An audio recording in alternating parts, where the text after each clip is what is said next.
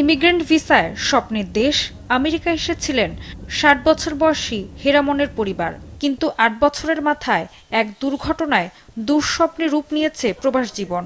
New ইয়র্কের ব্যস্ত সড়কে একটি দুর্ঘটনা কেড়ে নিয়েছে কুমিল্লার হেরামন সহ ২৯ বছর বয়সী ছেলে নাজমুল রুবেল আর তার বন্ধু নড়াইলের ছেলে ফাহিম হালিমের প্রাণ। এছাড়া আহত হয়ে আশঙ্কাজনক অবস্থায় হাসপাতালে আছেন নিহত হেরামনের মেয়ে এবং ১ বছর বয়সী নাতনি। ৩ জনের মৃত্যুতে শোকের মাতম এখন কেবল স্বজনদের মাঝে নয়, পুরো প্রবাসী কমিউনিটিতে।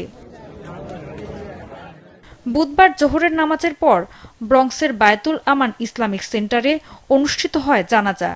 এতে ইমামতি করেন বিশিষ্ট ইসলামী চিন্তাবিদ মাওলানা মোহাম্মদ আজির উদ্দিন। জানাজায় অংশ নিতে দূর দূরান্ত থেকে ছুটে আসেন কমিউনিটির শত শত মানুষ।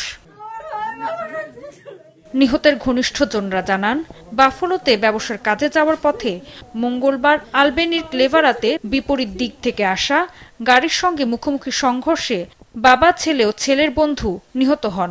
আহত হন নিহত হেরামনের বড় মেয়ে এবং ১ বছর বয়সী নাতনি। আলবেনিতে ব্যবসা কাজে যাচ্ছিলেন।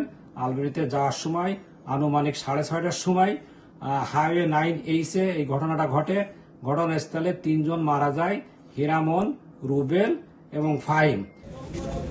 কমিউনিটিতে বিশেষ ভূমিকা রাখা এই প্রবাসীদের হারিয়ে অনেকেই মানসিকভাবে ভেঙে পড়েছেন।